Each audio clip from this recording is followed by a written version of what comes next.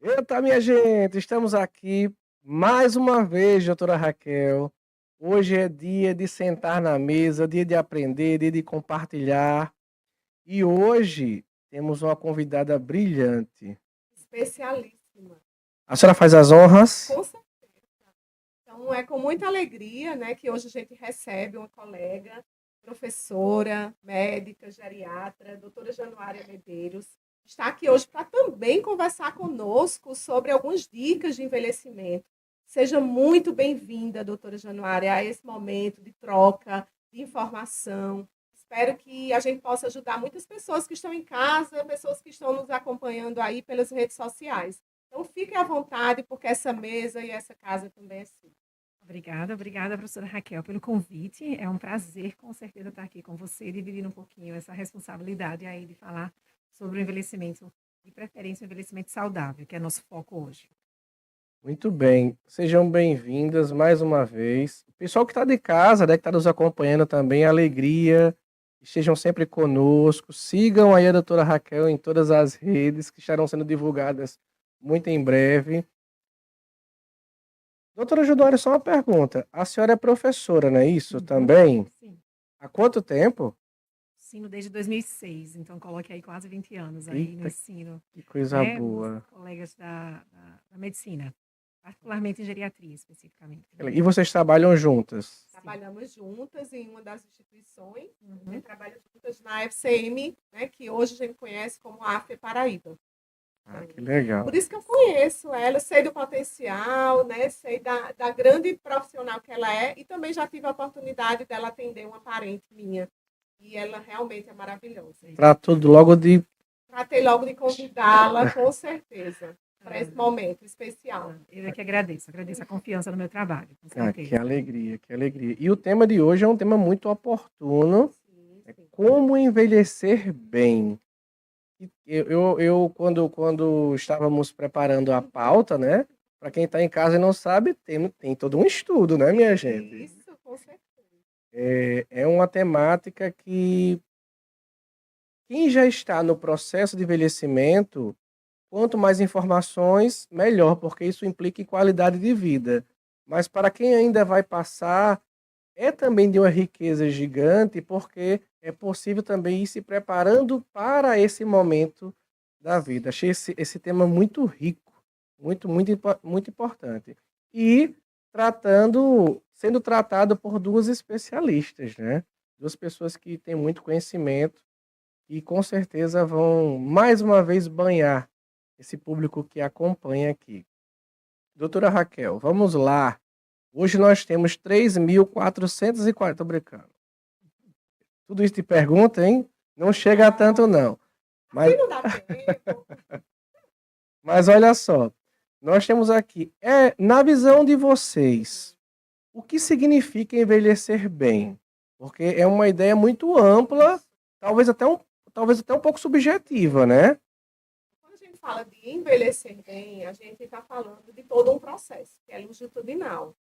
O processo de envelhecimento, ele não se dá só a partir dos 60 anos, né? Quando a gente fala envelhecer, você quer envelhecer bem? Então a gente tem que pensar nesse processo desde a nossa infância, a nossa juventude. E claro, né, vai culminar, né, como um marco realmente legal, inclusive, a partir dos 60 anos. Então, se a gente consegue ter na infância, né, alimentação saudável, se a gente consegue praticar atividade física, se a gente evita, né, principalmente em algumas situações, as crianças gostam muito de alimentos que já são muito processados, né, que tem uma artificialidade, vamos dizer assim, que tem muito agrotóxico, que tem o fast food da vida. Então, se a gente consegue evitar pelo menos essas situações da infância e continuar esse processo, olhando para si, né, tendo esse olhar de cuidado, esse olhar voltado também para a questão não só física, mas o envelhecimento ele é físico, mas ele também existe em outras dimensões que o Sim. envolvem, como, por exemplo, o aspecto emocional,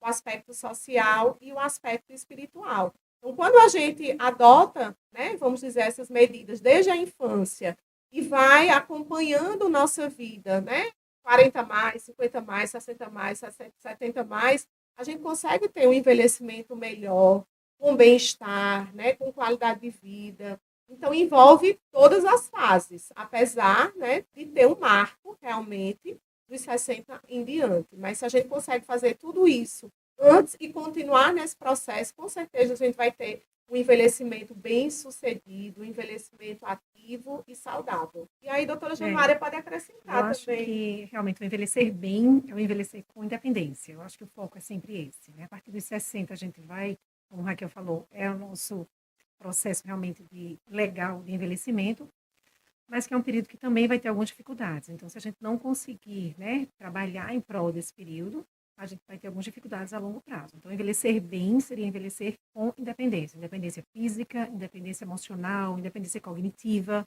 né, e tentando aceitar esse processo de envelhecimento como uma fase que, na verdade, todos vamos ter, né?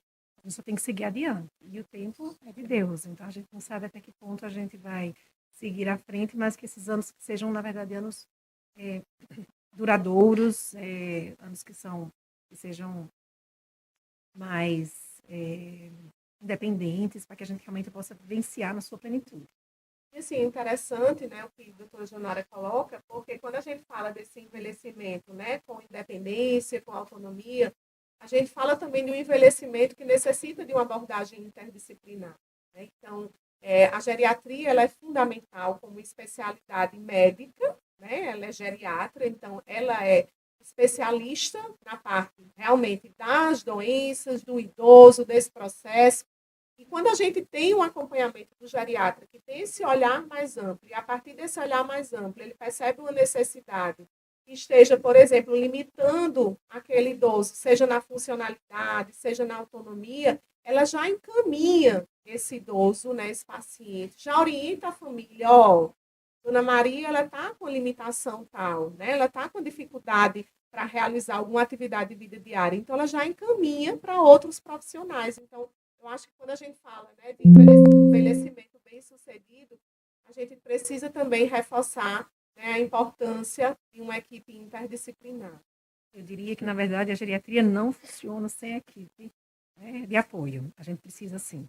Para envelhecer saudável, sem dificuldades, a gente vai ter que ter aquela visão médica e a visão realmente preventiva, que vem por parte do fisioterapeuta, do fono, do terapeuta ocupacional, do nutricionista. Então, a gente precisa dessa abordagem mais ampla, em que a gente realmente observa quais as dificuldades e a gente aponta os profissionais que devem trabalhar com relação a esse envelhecimento, para que esse envelhecimento seja realmente bem sucedido, que é o que todos nós queremos. Tenho duas perguntas. Vamos lá. Eu tenho uma pergunta de aluno do P1.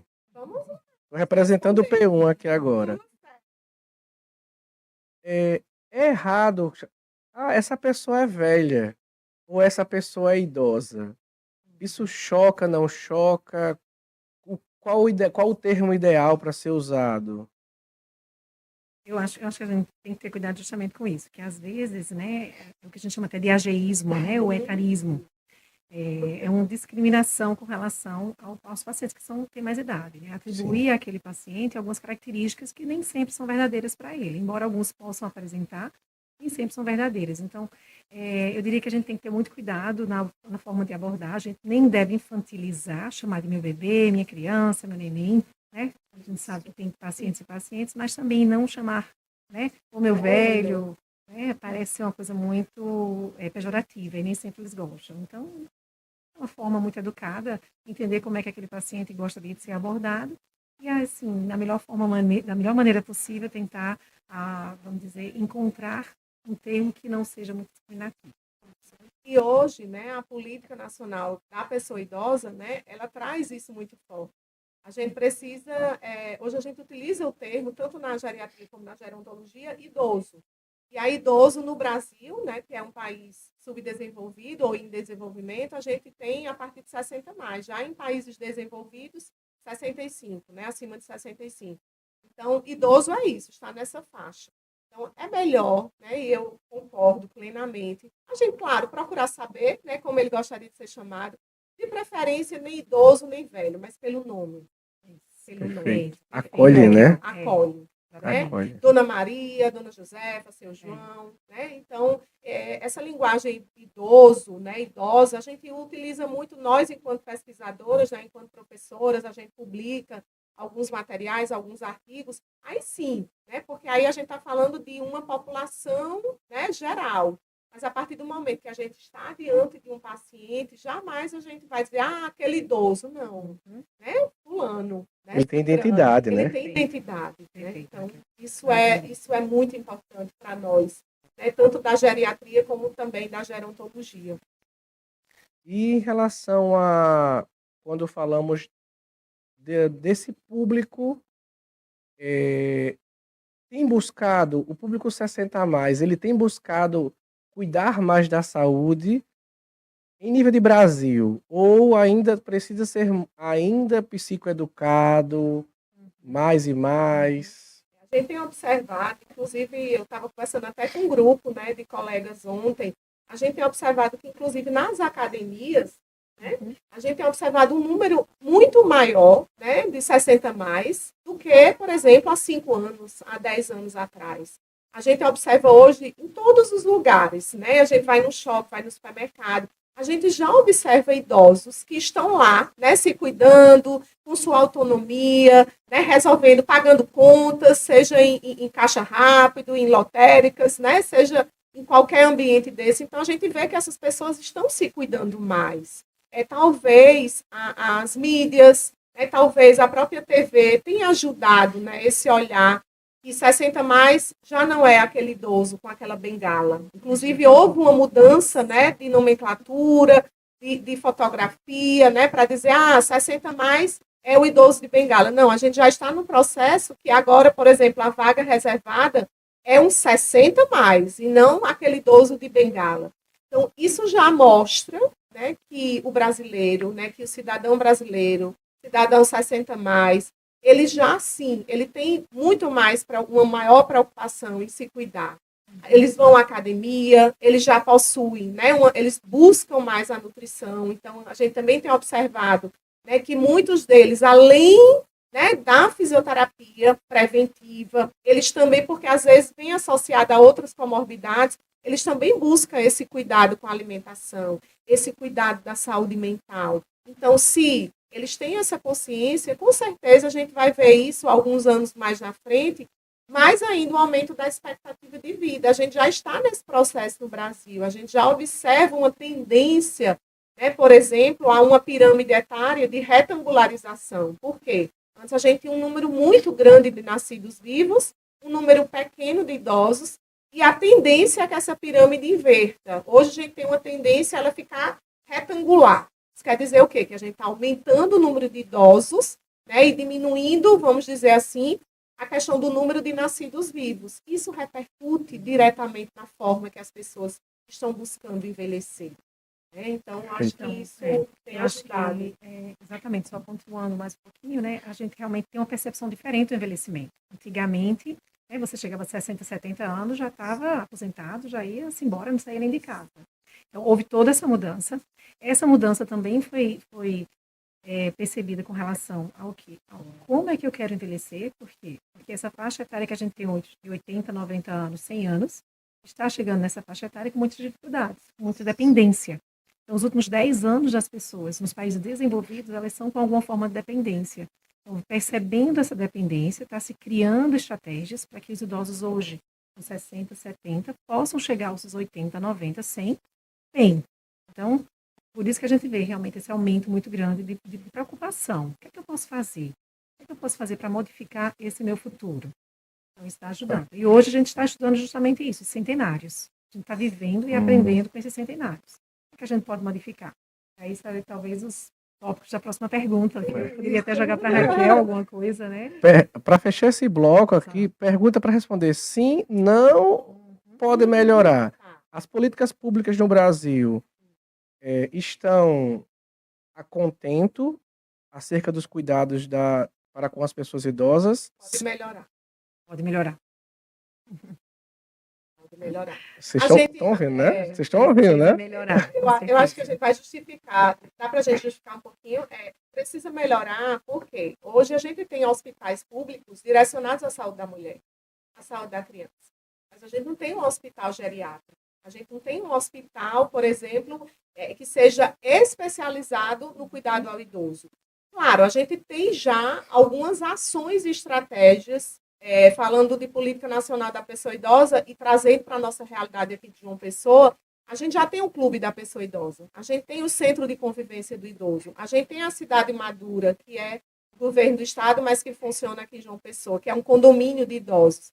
A gente tem, sim, né, por exemplo, academia nas praças. Isso tem mostrado, né, uma melhoria, né, um olhar mais voltado para essa população, mas a gente acredita que ainda é pouco frente ao aumento do número de idosos que nós temos, não só aqui em João Pessoa, né, no estado da Paraíba, né, como também no Brasil inteiro. Quando a gente olha, por exemplo, para outros países do Oriente, a gente já vê uma preparação muito maior, não só de infraestrutura, né, não só de trânsito, de acessibilidade, mas a gente vê também de políticas públicas que vão desde a infância, preparando aquela criança com atividade física, com controle da alimentação. Então, por isso que eu acho que a gente ainda precisa melhorar, não só pela questão do hospital, que seria já na atenção terciária, mas também nesse percurso de promoção à saúde, de prevenção aos agravos e às doenças. Então, eu acho que a gente precisa ainda ter esse olhar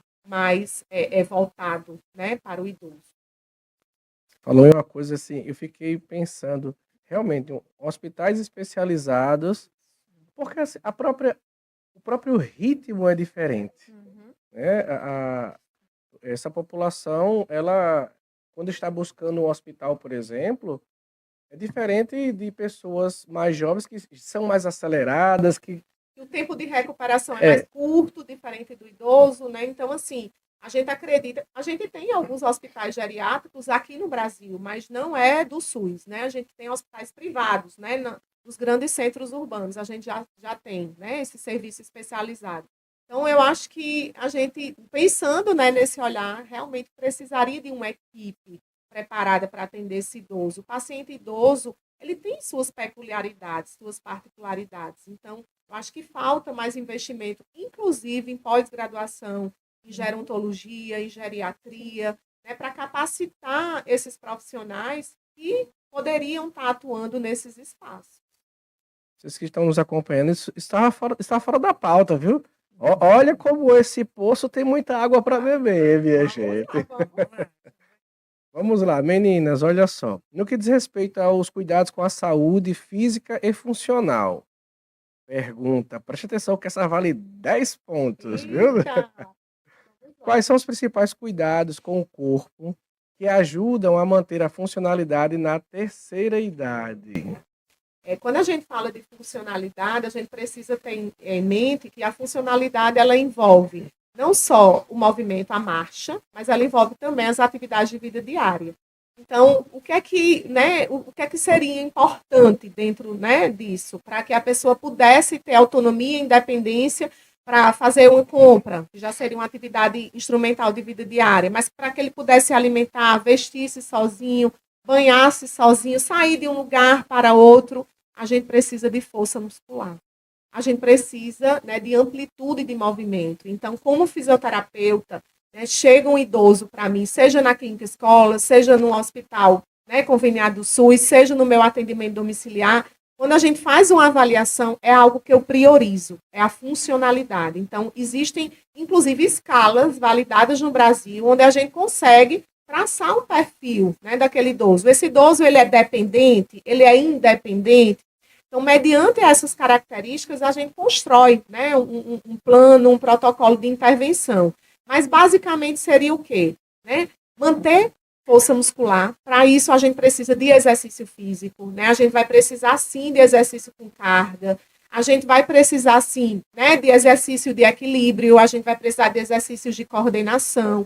Tudo isso vai influenciar aquele idoso, né, realizar ou não suas atividades de vida diária, suas atividades funcionais. Além disso, né, a gente não pode esquecer, né, que para ter o movimento, a gente também precisa da alimentação. Então, a questão do acompanhamento, né, com o nutricionista nessa fase é primordial. Eu já falei, né, aqui em outros podcasts sobre o projeto, né, que, na verdade, estou lançando, né, esse mês, que é o projeto 60 Mais em Ação, onde a gente avalia o idoso e, a partir dessa avaliação, a gente traça, né, estratégias de cuidado longitudinal, né? Na verdade, a gente pode acompanhar esse idoso até o seu processo de morte, e aí a gente vai ver, vai criar metas e estratégias. Só que não é só o fisioterapeuta. Por isso que a doutora Januária está aqui. Né? Eu preciso identificar, por exemplo, se esse idoso ele tem uma limitação, mas aí eu encaminho, né, dependendo se for uma situação clínica que esteja interferindo, eu preciso encaminhar para o geriatra. Se o aporte proteico, né, se esse idoso diz, não, doutora Raquel, eu não consigo me alimentar bem para vir fazer a fisioterapia. Aí eu digo, epa, vamos lá, vamos conversar aqui mais sobre isso. Hoje minha conversa vai ser diferente, eu vou te encaminhar, né, para o nutricionista. A senhora precisa, para estar aqui, para a gente ter ganho de força muscular, de massa muscular, a gente precisa do nutricionista. Se a gente percebe, por exemplo, que a saúde mental, cognitiva, está influenciando na funcionalidade, a gente também precisa fazer esses encaminhamentos. Então, quando a gente fala de função, não é só o aspecto físico, mas vem o aspecto físico, o aspecto emocional e o aspecto cognitivo. Então, a gente precisa, né, fazer com que esse idoso, ele olhe que o movimento dele não depende apenas que ele sente e levante, que é um exercício que a gente usa muito na fisioterapia. Né? Vamos, dona Maria, vamos sentar e levantar 15 vezes, 3 de 15. Vai ajudar no equilíbrio? Vai. Vai ajudar na força dos membros inferiores? Vai. Mas será que o problema está só nisso? Né? Será que ela tem uma labirintite? A gente precisa encaminhar para o médico. Será que ela tem alguma alteração visual? Então, a alteração visual vai influenciar diretamente na função dela. Então, a gente precisa ter esse olhar. Por isso que a gerontologia ela é tão importante. Né? Ela permite a gente fazer esse olhar mais integral das necessidades. E aí sim, né, encaminhar para os profissionais, né, qualificados e que possam fazer esse acompanhamento melhor, tanto da funcionalidade, como também dos aspectos e necessidades gerais desse idoso. Perfeito. Perfeito. Eu acho que a Raquel já completou, né, de forma bem brilhante, justamente o que é que a gente precisa. Então, avaliação de rotina, né, tópicos, vamos para tópicos. Então, avaliação de rotina médica, em que a gente avalia todas as habilidades, identifica as dificuldades. A gente fazer uma nutrição balanceada, sabendo que o idoso vai ter dificuldades nutricionais, a gente vai ter um catabolismo proteico mais elevado. Avaliação emocional, se tem algum distúrbio cognitivo, emocional que esteja, né, atrapalhando isso daí. Cognitivo, e exercício físico. Então, exercício físico, né, bem acompanhado, orientado no paciente idoso, pode ter 70 anos, 90 anos, não tem problema, né? Sempre há momento de começar, né, Raquel? Com certeza. É isso aí que a gente a gente tem que priorizar, porque aí a gente vê com o paciente como um todo. Identifica o que é que precisa ser mudado, né? E o que for de alteração que necessita ser feita, que a gente realmente aponte para isso. Vale a pena fazer suplementação nutricional? Vale a pena fazer um reforço já de proteína, de creatina, aliás, né? Então, avaliar isso daí, se há necessidade ou não, se há benefício ou não, é uma coisa que a gente precisa ter em mente, né? Quando a gente avalia o paciente como um todo. Doutora Januária, a senhora tocou num ponto que eu acredito que a pergunta que eu vou fazer, ela calha muito bem.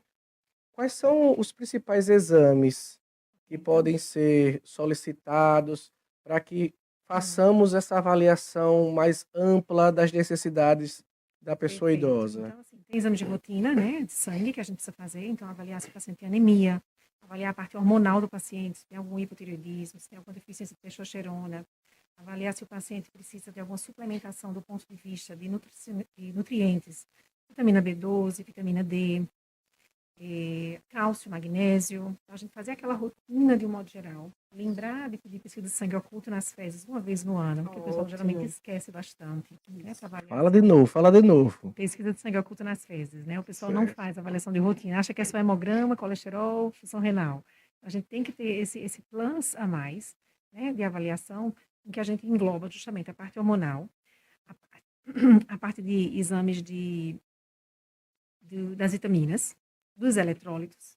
Né? Lembrar que algumas medicações, às vezes, reduzem alguns eletrólitos e isso pode gerar, né, um comprometimento orgânico mais generalizado, então ficar de olho nisso daí. Exames de imagem a gente precisa, e aí vão variar de acordo com o sexo, né? O homem, ultrassonografia de próstata, a gente tem que fazer. Na mulher, a gente precisa lembrar sempre da parte da mama, não é porque ela tem mais de 75 anos que ela deve esquecer essa avaliação periódica, né? Necessita ser, essa vigilância ser mantida. mamografia e ultrassonografia mamária. Então, não é porque tem 80 anos que não vai fazer, tem que fazer sim, com certeza. Endoscopia digestiva alta e colonoscopia, a gente precisa fazer a vigilância de câncer, né, do intestino. E avaliação cardiovascular. Então, não podemos esquecer a parte cardiovascular, como a Raquel falou, auditiva, né, Raquel, que é esquecida demais também, uma avaliação do otorrino para saber se o paciente tem deficiência auditiva, ela vai ser importante, e a avaliação da cuidador visual, que também vai prejudicar o equilíbrio e a marcha do paciente. Então, dentro da geriatria, a gente tem algumas escalas de avaliação. Essas escalas de avaliação, elas são realizadas todas de uma forma geral, a partir dos 60 anos de idade, mas com mais benefício a partir dos 75, em que a gente realmente percebe as dificuldades. E a gente categoriza aquele idoso entre o idoso frágil e o não frágil. E todo idoso frágil é aquele idoso que tem mais risco de queda, é um paciente que vai ter mais possibilidade de se internar, e a gente sabe que todo internamento hospitalar é um paciente que vai voltar diferente do que ele, né, do que ele entrou. Então, assim, o foco principal é esse aí, eu diria, identificar pacientes frágeis e tentar entender o que é que a gente pode fazer para melhorar e aquele paciente, na verdade, envelhecer de uma forma mais independente. Nossa, a gente para pensar, nossa, são tantos exames, mas nós estamos falando de qualidade de vida, né? Com Assim, certeza. Vale a pena. São um dos pilares do envelhecimento saudável. Nós temos uns 7 pilares e um deles é você fazer a avaliação de rotina. Que aí eu deixo um apelo aos homens, né? Porque o homem não vai para consultório se não for puxado pela esposa, puxado pelas filhas. É muito difícil realmente a gente ter essa percepção de que a gente tem uma necessidade de fazer essa avaliação geral. E às vezes no geriatra a gente até reduz, não precisa tanto ir agora para um médico, outro. Vamos tentar resumir tudo na geriatria, né? Que aí talvez a gente consiga pelo menos, né, driblar algumas idas aos consultórios, já que eles odeiam tanto. E justamente é uma especialidade que consegue Esse ver o ser Ver o humano, geral. o indivíduo Com de uma maneira certeza. ampla, né? A gente consegue ver. Essa visão mais ampla, eu diria que tem que ser sempre pensada, né? Porque a gente sabe que o gastro passa uma medicação, o reumato passa outra medicação, o neuro passa outra. Então, será que não está havendo aí medicações com ações semelhantes ou com reações adversas que estejam gerando algum problema naquele paciente? Então, a gente tem essa percepção até de desprescrição. Até que ponto a gente pode desprescrever um remédio que não vale mais a pena ser usado? Até que ponto aquele remédio está anulando a ação do outro? Então, essa questão da iatrogenia medicamentosa, que é o que a gente chama de um grande I da geriatria, também é uma visão do geriatra. Então, acho que o geriatra tem que ser sempre vislumbrado. Esse pensamento da geriatria ainda tem que ser mais sedimentado, né? Como eu quero ser cuidado por ela. Eu quero ser cuidado por ela. É por isso que eu pedi a vez, né? Assim, não tem hoje, assim, e até um apelo, eu utilizo, né, hoje esse meio de comunicação para as pessoas que estão em casa, para as pessoas que vão nos assistir, para os familiares, para os próprios idosos, e a gente precisa, a partir dos 60, eu vou dizer assim, que é obrigação, né, a gente procurar um geriatra. Eu que estou na ponta, eu que atuo na atenção primária, mas que atuo também na atenção especializada, a gente vê muito isso, né, que a doutora Januária fala. Aí vai para um, aí vai para outro, aí passa um remédio, aí passa outro medicamento, aí a gente, né, interage. De repente, eu chego lá para fazer a fisioterapia, o idoso não tem condições porque ele tem instabilidade postural devido a uma tontura. E essa tontura vem de onde? Será que toda tontura, toda vertigem vem de labirintite? A gente sabe que não. E aí, quando a gente vai fazer uma análise da farmacologia, a gente vê, esse medicamento aqui está interagindo. A falta de apetite, alguns medicamentos, eles têm como efeito colateral a falta de apetite. Só que eu só consigo, por exemplo, enquanto fisioterapeuta, ganhar força, ganhar massa muscular, se ele se alimentar, se ele come bem. Então, o geriatra é importantíssimo. Então, eu faço um apelo a você, né, que já está com 60 mais, que não procurou ainda o geriatra, que se acha muito jovem ainda. Não, mas geriatra não é só com 80. Não, a gente hoje, né, a gente já tem esse discurso, geriatra é sim aos 60 anos.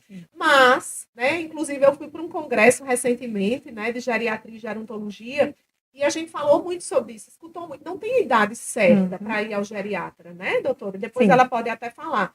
Ele vai quando ele tiver necessidade de ir. Então, por exemplo, quando meus pais fizeram 60, eu tive essa conversa com eles. E eles não têm comorbidades, assim, né, diferentes. O que eles têm, por exemplo, é a hipertensão. Os dois são hipertensos.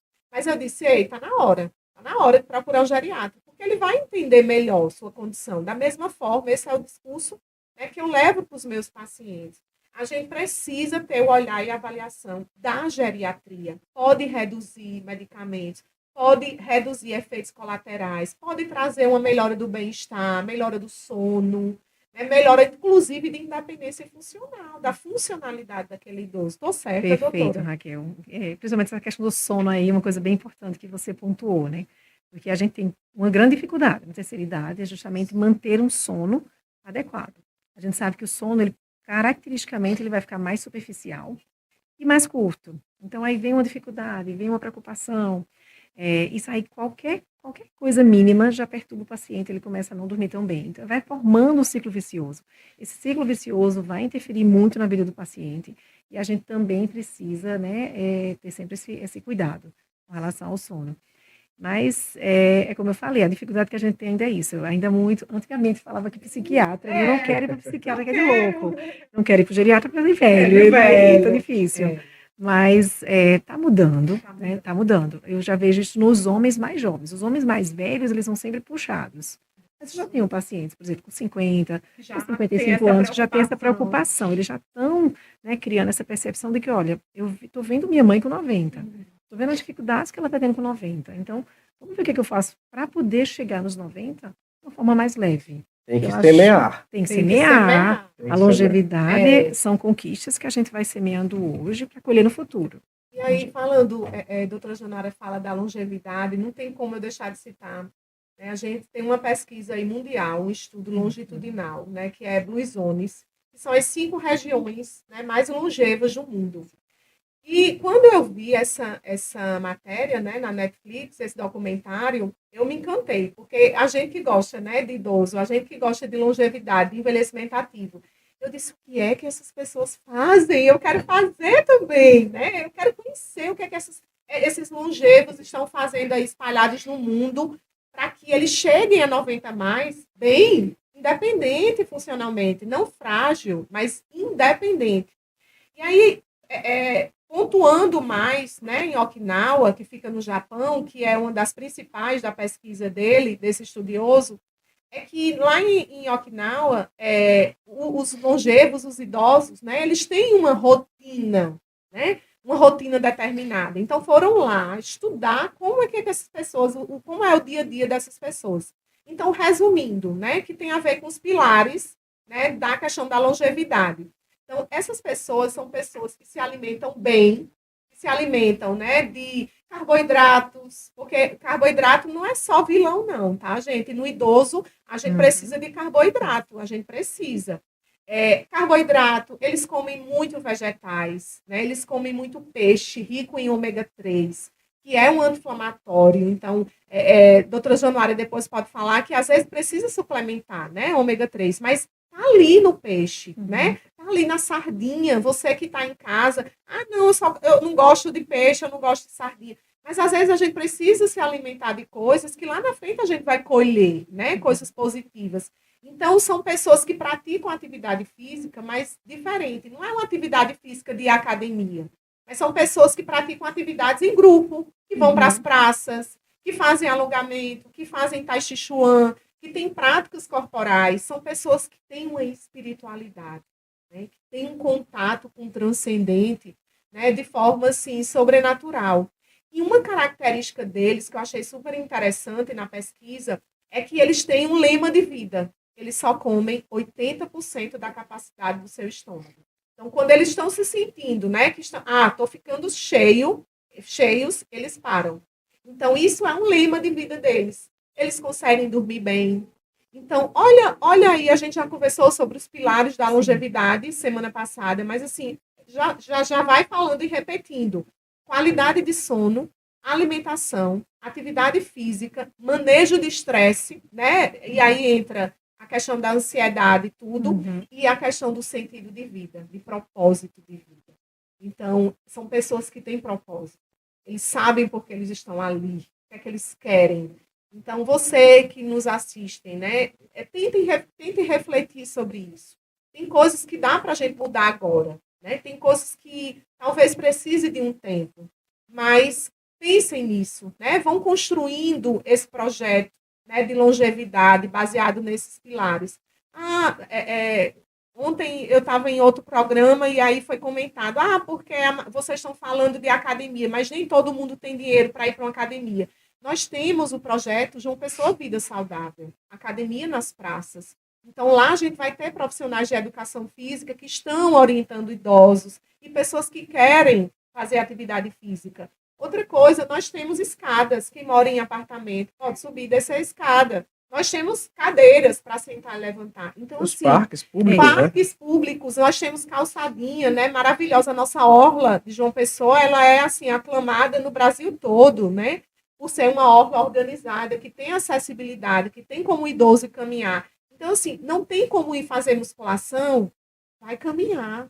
Vai, se junta com outras pessoas, faz, né, um exercício de hidroginástica, né, faz um pilates, vai também, a gente tem clínicas, escolas que atendem sem nenhum custo, né? Eu trabalho numa instituição, no NIPE, onde a gente atende por mês mais de 200 idosos. Então, assim, lá a gente tem todo, né, uma equipe, nós temos toda uma equipe interdisciplinar, educador físico, fisioterapeuta, nutricionista, estudante de medicina. Então, a gente precisa, né, conhecer esses espaços e não ter essa desculpa. Porque eu não tenho dinheiro para fazer musculação. Mas o exercício físico não é só musculação. A gente tem todas essas ações, inclusive nas blue zones, nenhuma dessas 5 regiões, né, azuis, com maior número de longevos, eles não focam na musculação, eles focam na atividade física. Então, você que nos assiste, se não faz atividade física ainda, eu te convido hoje, né, a levantar desse sofá, levantar dessa cadeira e começar, né? Começar com simples, começar caminhando, começar subindo, descendo degraus, começar senta e levanta de uma cadeira. Então, isso é muito importante para a questão da longevidade. Concorda, doutora Concordo Januária? demais. Eu acho que uma das coisas que a gente pode considerar uma pílula do rejuvenescimento é a atividade física. A gente consegue reduzir em até 10 anos numa cidade. Então, uma cidade biológica, né? Então, por que não começar? Né? Começar, todo tempo é tempo.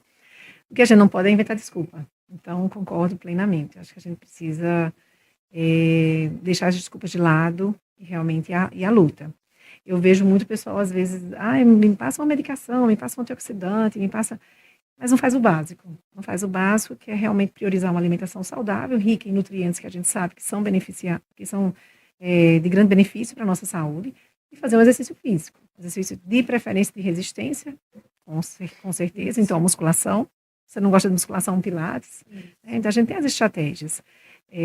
Mas que, assim, precisa ser realmente o básico, pelo menos o básico ser feito antes de qualquer pílula neuroprotetora caríssima aí, que às vezes não tem nenhum embasamento científico tão forte.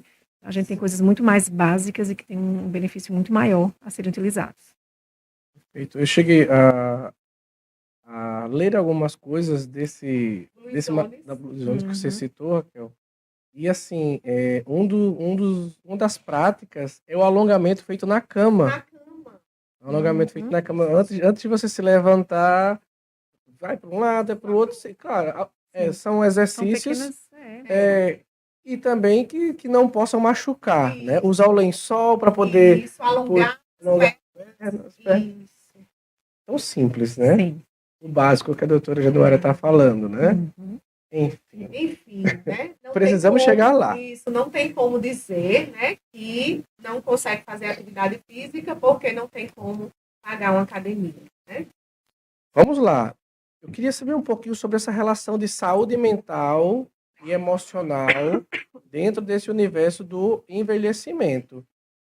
Como cuidar da saúde mental no envelhecimento? É possível? Não é possível? Olha, eu já ouvi, vou falar, ela vai ficar chateada comigo. A minha mãe, Vai, conta. a minha mãe diz assim: eu já sou velha, eu não mudo não. Eu não mudo não. Eu nasci assim, eu cresci assim, Gabriela. Eu não disse que ela ia cantar com a dessa? Mas, gente, a gente escuta muito isso, né? A saúde mental, ela é importante dentro desse processo. E ela influencia, né? Quando a gente, por exemplo, chega para avaliar, né, um paciente e a gente percebe que naquele dia ele não está tão bem. E aí eu digo, eita, meu Deus, eu vim hoje aqui, né? Eu saí lá, na distância, peguei um trânsito e minha paciente não quer ser atendida porque está triste, porque está desanimada. E aí eu lembro logo, ei, vamos colocar uma música, vamos colocar a música, hoje eu vou colocar o quê? Me diga aí, deixa eu procurar aqui na minha playlist.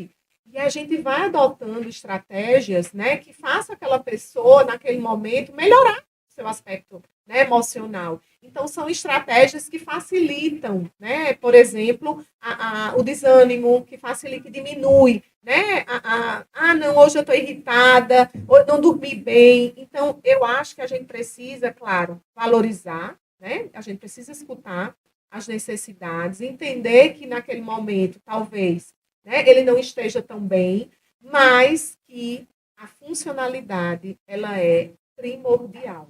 Então a gente pode barganhar, tá bom? Então vamos fazer o seguinte: vou colocar a música no lugar de trabalhar com esses halteres, né? Fazendo aqui, pegando esse pezinho. Vamos dançar hoje, eu e a senhora. Então eu uso muito isso nos meus atendimentos. E o que é que eu venho percebendo? Que a música, a dança, ela tem ajudado ao idoso, por exemplo. Eu tenho alguns idosos que têm depressão.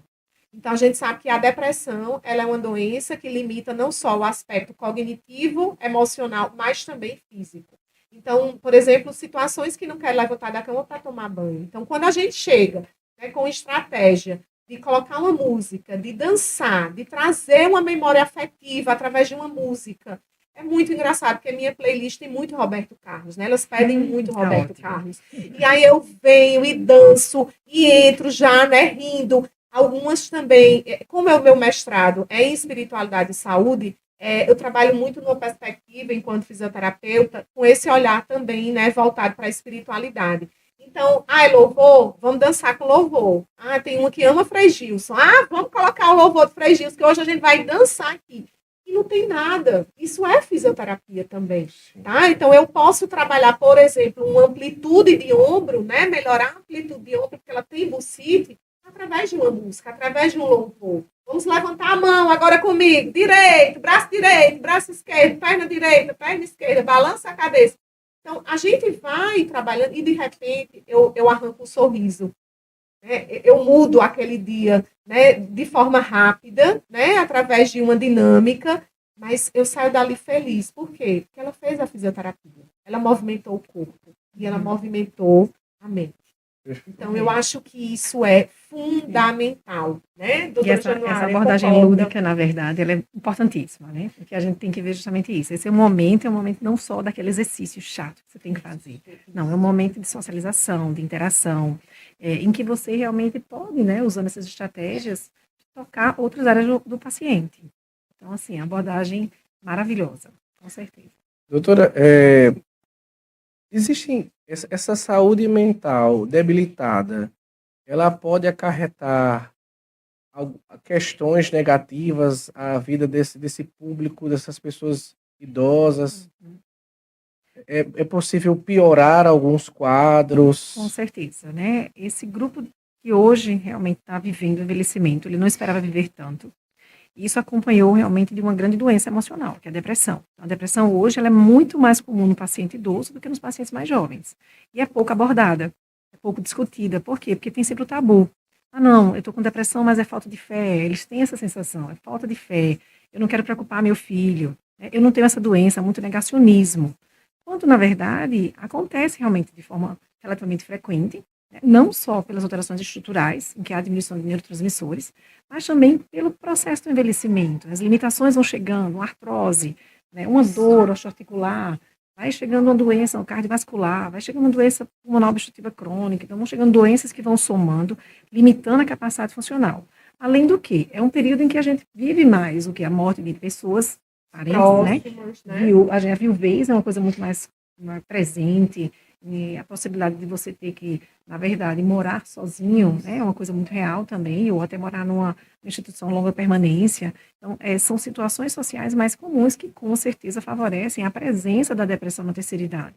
Então, a gente tem que conversar aí sobre isso de forma muito aberta, a gente tem que tratar realmente esses profissionais de apoio como profissionais também da psicologia, eu diria, porque nem todo mundo vai ter acesso à psicologia, né? E a partir daí tentar realmente identificar o que é que a gente pode modificar do ponto de vista também emocional.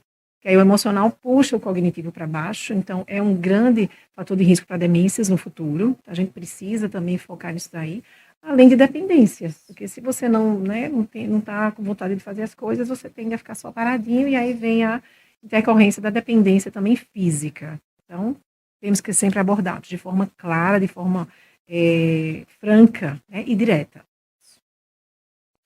Até porque a gente tem medicamentos maravilhosos também para isso, né? A gente tem profissionais hoje que são mais preparados. A gente tem muitas né, possibilidades também do ponto de vista de online, né? De coisas que você pode escutar, né? De terapias em casa. Então, você tem como ajudar aquele paciente. E terapias, assim, que tem uma resposta interessante com poucos efeitos colaterais. Porque eles também não gostam de usar, né, remédio? Não, eu não tenho, eu não preciso. Não preciso. Então, tem pacientes, por exemplo, que claramente precisam, mas, assim, indiretamente eu falo, não, é para dormir melhor, não é para depressão, é só para o sono. Não, isso aqui é para dor crônica, né? A gente tem algumas classes terapêuticas que a gente usa muito para dor crônica, então a gente acaba utilizando, não é para sua depressão. Estou dizendo que você tem, é para dor crônica. Então, com essa estratégia, a gente consegue penetrar um pouquinho aí nessa visão, nesse mundo aí de depressão e tratar, né, de forma mais adequada.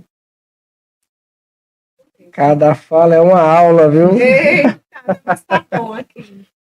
Olha Espero que o só. povo esteja aprendendo também. Assim, ó. Tem um pessoal, tem alguns alunos aqui, ó. Raíssa Camila, Priscila Pontes, estão aqui presentes. Então, estão juntas aqui, ó. Ainda com a Ana Karina e com o Eduardo. E tem aqui, eles querem testar vocês, viu? Pois não, vá, Eles querem testar vocês. Manda pra gente essa. Isso aqui, eu tenho certeza que foram pesquisar justamente para poder testar aqui essas teachers aqui maravilhosas. Eles querem saber se no universo dos mito ou verdade. Vamos lá. Vamos lá. Deixa eu ler aqui. A questão do envelhecer é sinônimo de adoecer? Não, esse é mito, né? Nós podemos envelhecer de uma forma muito saudável, de uma forma plena e livre de doenças. A gente vai ter que entender que o processo de envelhecimento é um processo que vai ter algumas limitações. A gente tem que conhecer essas limitações, aceitá-las, receber ajuda. Se eu precisar de um aparelho auditivo, eu vou utilizar. Se eu precisar de um óculos, eu vou utilizar. Se eu precisar de uma bengala, eu vou utilizar sem vergonha, que o pessoal tem vergonha, né, de usar. Então, a gente tem que saber que a gente vai ter algumas dificuldades, aceitar o apoio que a gente vai receber, seja físico, né, e viver esse momento. Um momento, na verdade, único. Quantos não gostariam de chegar aos 80, aos 90, vendo bisnetos? É uma etapa natural. da vida, né? E o tempo, na verdade, é de Deus. Então, a gente precisa viver esse tempo de forma plena, como um presente, e pensar como um presente que a gente está recebendo. E, assim, só para complementar, quando a gente, inclusive, está dando aula, né, professora Januária, a gente gosta de deixar clara a diferença de senescência para senilidade. Né? Senescência é o processo natural do envelhecimento. Então, são as características que a gente vê, características biológicas. Por exemplo, quando você vê uma pessoa 70 mais, você vê que a pele já está diferente, menos colágeno, né, mais presença de rugas. Então, a gente tem características que são, né, notáveis, visíveis. Isso é senescência. A perda de massa muscular, diminuição de massa óssea, tudo, de acuidade visual, acuidade auditiva, isso tudo é fisiológico, então faz parte da senescência. Porém, a senilidade é quando, além desse processo de envelhecimento, a gente tem associado algumas condições, principalmente crônicas, que vão limitar aquele idoso na sua função. Então, isso não quer dizer que todo idoso está na senilidade, não. A gente pode ter um idoso no processo de senescência, que ele vive, né, de acordo com características biológicas que são peculiares ao seu processo de envelhecimento. Então, realmente é um mito. Né? Então, a gente precisa parar de pensar que todo idoso tem dor, né? Todo idoso tem doença. Eu mesma, a gente tem um grupo de idosos que é lá no Centro de Convivência, lá em Cabedelo, eu amo muito, e aí eu já mando um abraço para os meus queridos pacientes idosos de lá. A gente tem um grupo que já faz 10 anos que eu estou lá, e eu tenho uma paciente minha que ela tem 88 anos. E ela, no agachamento, ela vai melhor do que eu. Ela desce melhor do que eu. Então, assim, isso mostra, né, que doença não necessariamente, né, vai estar presente na vida do idoso, não. E a única coisa, né, que ela tem é uma diminuição da acuidade visual, né? Ela usa óculos, já fez cirurgia, né, de catarata, então uma pequena alteração, né, que foi corrigida, mas assim, não tem hipertensão, não tem diabetes, né, não tem dor crônica, então a gente precisa realmente entender que isso é um mito. Carimbo de mito. Mito.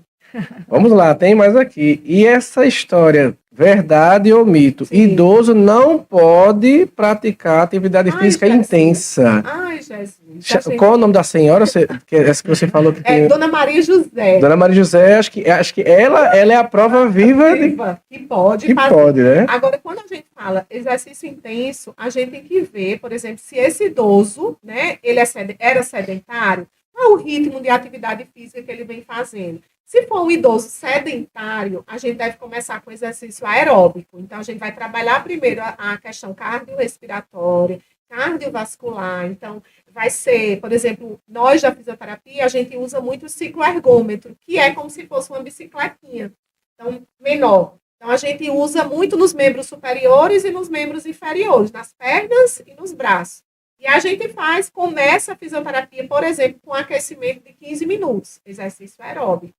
E aí eu vou aumentando gradativamente, né, passando, por exemplo, exercícios com 2 quilos, com halteres de 2 quilos. Na outra semana, tudo vai depender da capacidade respiratória do paciente.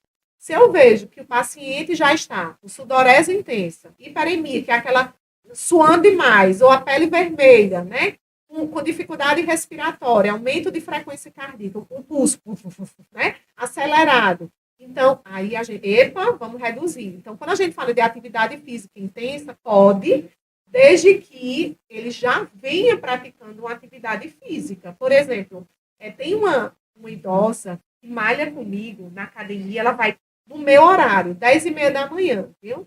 E eu chego lá, eu olho para ela e digo, não, Jesus. E ela fica, quanto é que você está colocando aí na extensora? Quanto é aí que você... Então, é uma idosa que ela tem mais de 80 anos, né? Ela malha com o personal. Então, é diferente. Ela faz exercício intenso, mas por quê? Ela tem uma história de atividade física. Ela é uma atleta, Ela né? é uma atleta. Ela nunca foi sedentária. Então, assim, a gente precisa ter esse cuidado. Mas que deve fazer atividade física, deve.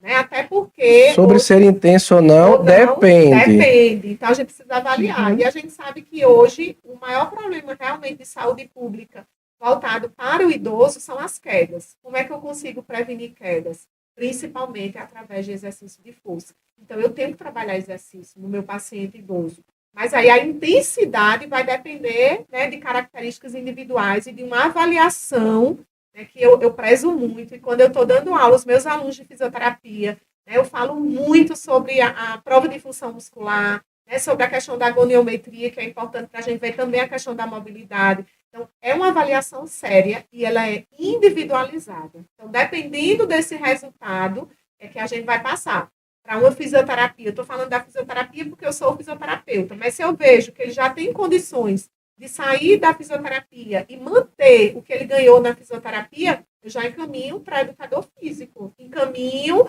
para o João Pessoa Vida Saudável, o programa João Pessoa Vida Saudável. Então, vai depender de que público eu tenho, né, de que situação socioeconômica eu tenho, mas sempre tem uma saída. E o exercício é o melhor investimento, é poupança. Eu digo, quer investir na longevidade, invista na poupança muscular. Exercício físico é a cereja do bolo do envelhecimento. Perfeito. Fica a dica também para que ninguém fique se comparando, né? Para que ninguém também vá, eu vou falar bem popular, não vá na onda do outro. Cada pessoa no seu ritmo, no seu tempo, né? Doutora Januária, verdade ou mito? A memória sempre piora nesse processo de envelhecimento, com a idade. É verdade isso? Eu acho que é mito, né? A gente pode ter uma idade mais avançada e manter uma cognição muito boa. Então, tudo vai depender também do que a gente faz. É a questão de você colher o que você plantou. Então, se você trabalha realmente em prol de manter uma mente ativa, uma mente sã no futuro, você vai também continuar com essa mente do mesmo jeitinho. O que é que você vai ter de diferente? Às vezes, uma diminuição na velocidade do processamento de algumas informações. Então, você vai conseguir fazer as coisas que você se propõe a fazer? Vai. Mas talvez você demore um pouquinho mais a fazer do que antes. É mais ou menos isso aí que a gente tem que perceber. Então, assim, dê tempo ao tempo que você vai conseguir. Então, nada de apressar, né? Que às vezes os netos, os filhos apressam muito, vá e fazem por ele. Não, deixa ele fazer, deixa ele ir até todas aquelas etapas do celular, vamos dizer, para mexer, para ver se a gente consegue. Se a gente fizer por ele, ele realmente não vai ser estimulado, não vai. Mas se a gente deixar ele no tempo dele, paciente, vai ter uma memória boa também. E aí, já dando uma dica, né, um spoiler, quando a gente fala de memória, hoje a gente já tem algumas pesquisas que mostram, inclusive, que aumento de massa muscular Sim. sim, né, inversamente proporcional, vamos dizer, à questão da demência. Então, Sim. quanto mais eu tenho massa muscular, certo? Quanto mais eu pratico exercícios de força, menos incidência eu tenho, ou menos propensão eu tenho para ter demência. Então, gente, não tem como. Por isso que eu defendo muito a bandeira, né, do exercício físico. Eu realmente acredito que a cereja do bolo é, sim, a atividade física. Sim. Perfeito. Saber que a gente encontra gratuitamente, né? E você, está praticando, Yuri, atividade física? Vamos refletir sobre Eu esse posso processo. melhorar. Ótimo. Eu posso. Acabei de levar uma chamada ao vivo aqui agora, viu? Meninas, vou dar uma baita missão para vocês agora. Mais uma. Agora é hora da revisão. Vocês são professores, além de grandes profissionais, também são professoras excelentes e o poder de síntese. Eu ia pedir em 30 segundos, mas eu entendo que a fonte foi enorme aqui. 1 minuto. Hora da revisão em 1 minuto. O que é que vocês conseguem destacar como de grande valia se observar desse nosso bate-papo de hoje? Acho que algumas coisas a gente, né, para quem não teve a oportunidade de assistir, né, completamente, está chegando agora aí. Então, eu acho que algumas coisas têm que ficar, né? A questão dos 5 pilares, ou dos 7 pilares, né, da longevidade. Eu acho que a prática de atividade física, quer conquistar a longevidade, quer ter um envelhecimento com qualidade, pratique atividade física, né? Durma bem. Quando eu falo durma bem, não tem uma hora exata, 8 horas. Não, é dormir bem, você acordar bem. Né? Então, a gente, às vezes, uma pessoa de 6 horas consegue ter um sono profundo. Então, se alimentar bem, dormir bem, pratique atividade física, maneje estresse. É difícil manejar estresse. Gente, a própria atividade física já libera endorfina, que é um hormônio da sensação do bem-estar. Então, já vai controlar. Faça meditação. A gente tem aí aplicativos no celular gratuitos que a gente pode meditar 1 minuto por dia. E tenha um propósito de vida. Eu acho que esses 5 pilares, você que está chegando aí, se você conseguir, né, alcançar, tiver uma construção baseada nisso, com certeza o seu processo de envelhecimento vai render frutos lá na frente. Outra revisão, né? Lembrando que nem todo idoso ele é doente, ele tem alguma doença. Então, a gente pode sim ter um idoso sem nenhuma afecção, ou seja, dentro de alterações do próprio processo de envelhecimento, que a gente estudou hoje, né? A gente deu a dica aí a vocês, compartilhou, que é a senescência. A questão da saúde mental, né? Ela influencia, sim, diretamente, né, no processo de envelhecimento. Então, você que está aí, né, em casa, que se sente, né, seja ansiosa, com dificuldade, por exemplo, de lidar, mediar conflitos, né, com desânimo, já sente também que isso está interferindo nas suas relações pessoais, de trabalho, sociais. Então, procura ajuda, né? Procura ajuda de um psicólogo. E você que tem 60 a mais, que nunca foi ao geriatra, está na hora também, né, de procurar. É um profissional que tem esse olhar, que faz essa avaliação, né, mais ampla das suas necessidades. E aí vai incluir tudo. Então, procura um geriatra, né? E aí, se precisar, com certeza, o geriatra ele vai encaminhar para o fisioterapeuta, né, que sou eu, para o educador físico, para o nutricionista, o psicólogo, o TO. Então, trabalhamos sempre, né, nós que prezamos por um envelhecimento saudável, a gente trabalha sempre em equipe. Então, procure sim o geriatra. Perfeito. Só complementando, né? Eu acho que a Raquel já realmente fez a síntese de 1 minuto de uma forma muito correta. Seria só realmente a questão da gente manter a nossa fé, né? As pessoas que têm fé, elas vão viver mais, isso aí já está provado.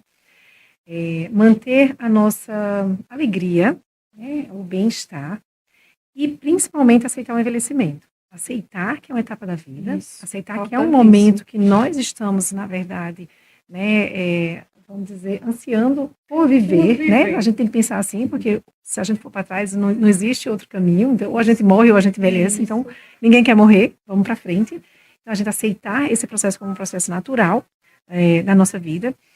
E, assim, fazer do limão a limonada. Eu diria sempre que quando a gente tiver, né, não tem como a gente viver nossa vida tão corrida sem nenhum percalço, mas que a gente faça daquele percalço, na verdade, um momento de sabedoria, né, leve aquilo com mais leveza para que a gente, a partir daí, só faça crescer e ter aquilo ali como uma coisa positiva e não negativa. Que a gente, quanto mais a gente soma de coisas positivas, mais a gente vai somar a longo prazo também. Perfeito, perfeito.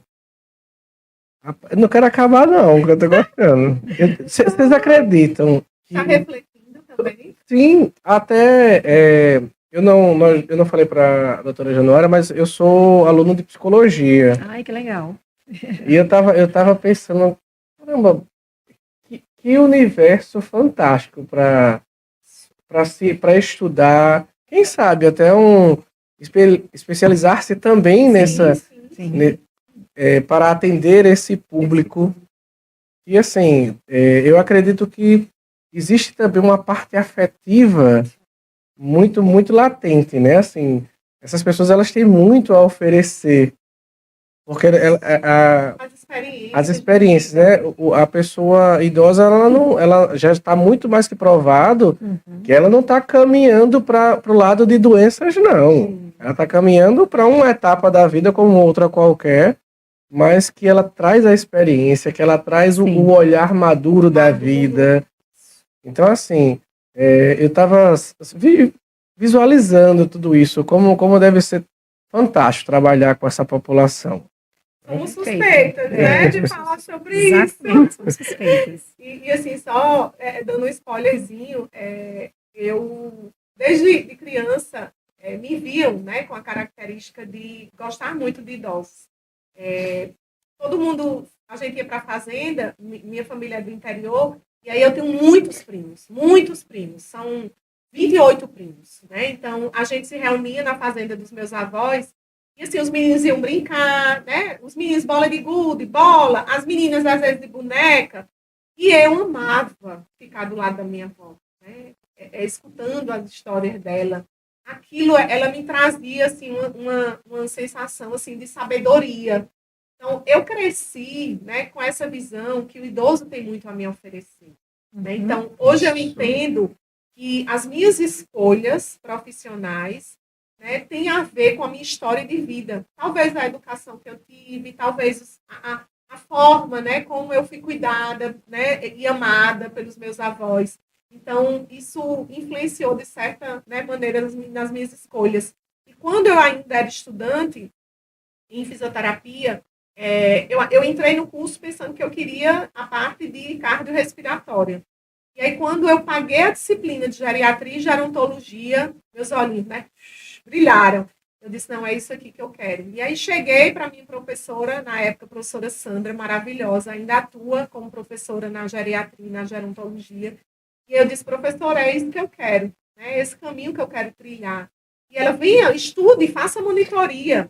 E aí, gente, eu fiz a monitoria e fiquei lá. Quase que eu não saía, quase que eu ia sendo jubilada, porque eu fiquei 1 ano e meio, né? Só saí da monitoria, porque realmente, né, eu tinha que me formar.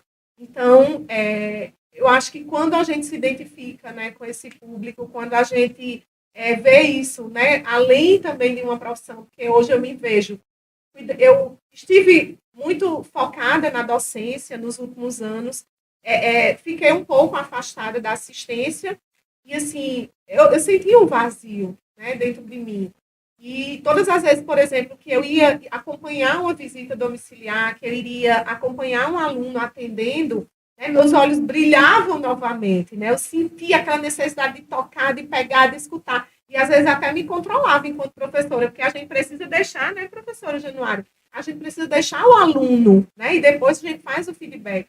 Então, eu acho que isso nos mostra que também uma mudança de perfil de profissionais de saúde. Né? Hoje a gente já tem muitas pessoas interessadas no cuidado da pessoa idosa. E é uma tendência, eu digo aos meus alunos, a quem quer fazer geriatria, né? Meus alunos da medicina, poucos levantam a mão. E aí eu falo para eles, gente, independente de ser geriatria, que vocês forem escolher, a maioria dos pacientes de vocês serão idosos. Então, estudem, né, entendam, escutem. Então, eu já quero dizer a você, né, familiar, que está em casa, você que me escuta, eu tenho muitos alunos que depois assistem, né? Não sei se estão aí, mas assistem depois o podcast. Olhem, né, tenham esse olhar para esses idosos. Eles têm muito a oferecer, eles não são caixinhas vazias. Né? Ao mesmo tempo que a gente oferece algo, a gente também recebe algo.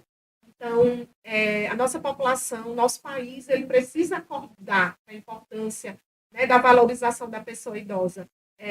O idoso ele não é passivo, não é um ser passivo, nenhuma doença define ninguém, né, nenhuma doença de Alzheimer, nem doença de Parkinson, nenhuma outra doença crônica degenerativa define ninguém. Então, isso aí é um apelo realmente que eu faço, para que a gente olhe para esses idosos, para que a gente cuide, para que a gente escute. E aí eu lembrei de uma pessoa muito especial, um geriatra, o Dr. Jamerson, que trabalha muito numa perspectiva de cuidadores. E ele, no congresso, ele falava muito, né, sobre isso. Vamos olhar para quem cuida dos idosos. E aí o nosso, né, meu agradecimento especial à professora e doutora Januária, mas também a vocês, né, porque se não fossem vocês cuidadores, a gente também não poderia continuar o nosso profissionalismo, porque a gente vai lá, a gente orienta, a gente atende, mas quem continua com esse cuidado é você, cuidador. Então, eu dedico também esse podcast de hoje, né, a todos os cuidadores que estão aí na luta, na batalha, né, no sofrimento, na síndrome de burnout, porque não é fácil, né? Existe uma sobrecarga, né, emocional, física. Então, dedico a vocês essa tarde de hoje. Espero que tenham gostado, né, da nossa conversa, do nosso bate-papo. Muito bem. Doutora Raquel, eu ouso falar, olha onde eu estou me colocando, e vem mais por aí ainda, né? Tem mais. Vem mais por aí. Os spoilers estarão presentes nos stories da doutora Raquel. Sigam, as redes sociais vão ser publicizadas também. Divulga só mais um pouquinho o seu projeto, 60 mais. Vamos. Esse é um projeto, né, que já vinha sendo, né, pensado há muitos anos. A gente que está na gerontologia, que trabalha com avaliação ampla, né, geriátrica e gerontológica, a gente precisa olhar para esse idoso em todas as suas necessidades. E foi um projeto que todas as vezes que eu dava aula, eu dizia, ei, peraí, a gente precisa ampliar isso aqui. Eu, enquanto fisioterapeuta, eu preciso ter esse olhar e eu preciso encaminhar. Porque a minha sede maior não era nem identificar, por exemplo, sarcopenia, não era nem só identificar fragilidades, mas era dizer assim, o que é que eu vou fazer com isso? Porque eu sou fisioterapeuta, mas eu não vou conseguir resolver isso aqui. Então, esse projeto, ele vem de um sonho, né, de ter realmente esse olhar voltado para as necessidades dos idosos. Então, é um projeto que está iniciando agora, onde o grande objetivo é a longevidade. Né? E aí, é para 60 mais, é para 50 mais, é para 40 mais, é para quem desejar, né, planejar o seu envelhecimento. Então, eu, enquanto fisioterapeuta, estudiosa do envelhecimento há 20 anos, né, que eu estou aí nesse processo, 20 anos de formada e 20 anos estudando nessa questão do envelhecimento, o meu objetivo é esse, né, é planejar junto com você o seu processo de envelhecimento. E para isso, eu preciso encaminhar para a doutora Januária, eu preciso encaminhar para a nutricionista, eu preciso encaminhar para outros profissionais. Eu vou me deter, claro, né? Eu vou avaliar de uma forma geral, mas eu vou fazer os encaminhamentos. E o que é que eu vou fazer depois dessa avaliação? Eu vou tratar, né? Eu vou estimular a funcionalidade. Então, o meu foco, enquanto fisioterapeuta, né? É prevenir sarcopenia, é prevenir quedas, é fortalecer a musculatura. Então, além de uma avaliação, eu vou fazer também, né, através desse plano, né, 60 mais em ação, é um plano realmente de desempenho funcional. Então, eu quero que você pense 40 mais, 50 mais, 60 mais, 70 mais no seu desempenho funcional. Não só hoje, né, mas 80 mais, 90 mais, para a gente chegar igual aos idosos lá de Okinawa, né? 98 subindo aqueles montes, né? Então, é isso que eu desejo com esse projeto, é levar mais qualidade de vida a todas as pessoas. É hora da ação. É hora da ação. É hora da ação. Que depende de cada um, né? Que depende do outro. Perfeito. Doutora Raquel, vamos agradecer aos nossos ouvintes, aqueles que nos acompanham sempre, os alunos. Sim, os alunos. Olha, você já tem seguidores. Já tem seguidores, já. E aí, esqueci de falar, né? Mas a gente está à frente de uma liga acadêmica, eu e a professora Januária, a Liga de Geriatria e Gerontologia. E eu esqueci, Legal. foi uma falha minha, de convidar, né, os alunos para nos assistir aqui nesse momento. Mas deixa registrado o abraço, porque né? aí depois vai estar lá no canal, né, de podcast e eles vão poder lá comentar. E, então, eu e a professora Januária, a gente está à frente, né, de uma liga acadêmica e eu acho isso fantástico. Todas as vezes que um aluno chega e diz assim, ô, professora, me ajuda, a gente está numa liga, me ajuda a publicar, me ajuda isso. Eu não sei dizer não, porque quando é para geriatria e cuidados paliativos, é aí que eu não consigo. Então, a gente está nesse projeto e a gente já vê, né, isso como um avanço, né, dentro da formação médica, né, uma liga do curso de medicina, e eu também sou, né, coordenadora da liga da LAFESE, que é do UNIP, onde a gente tem alunos também de fisioterapia, de enfermagem, de medicina, de fono, que é interdisciplinar. Então, é um caminho, né? Esse caminho não tem como a gente voltar atrás, a gente precisa se dedicar. Então, eu queria dedicar também, né, aos estudantes da nossa Liga de Geriatria e Gerontologia, né, da AFPA Paraíba, mas, ao mesmo tempo, da LAFESE. E aí, já agradecendo, né, o sim da professora Januária. Eu falei com ela, hora nenhuma, né, ela recusou, colocou nenhuma objeção e já foi aceitando, mesmo sabendo da sua agenda.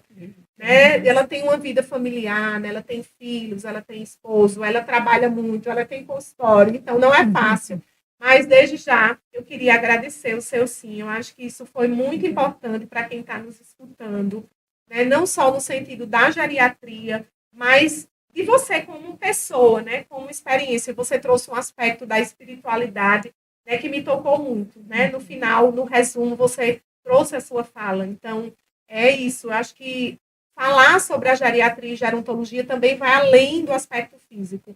Então, muito obrigada. Foi maravilhoso conversar com você, né, durante esses minutos. E espero que a gente se encontre mais em outros momentos. Com certeza. Gostaria de agradecer, com certeza, o convite, né, que você me fez. Foi muito bom também. Foi uma tarde diferente, uma tarde que realmente foi atípica na minha rotina, mas que, assim, foi muito prazerosa, né? Falar do envelhecimento também, para mim, é muito tranquilo. Já tenho aí 25 anos de formada, então gosto realmente do que faço. E sempre que precisar, estou à disposição. Tá vendo, né? Agradeço demais. Sabe o que é Maravilhosa, né? demais. Para quem não sabe, a doutora Januária está pela primeira vez em um podcast. Minha gente. Exatamente. Estou estreando hoje.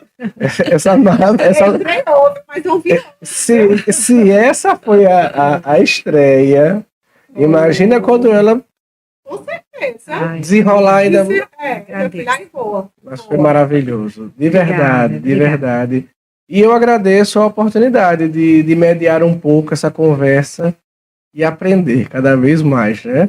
Estava brincando com a doutora Raquel há alguns minutos. Estamos merecendo já um certificado.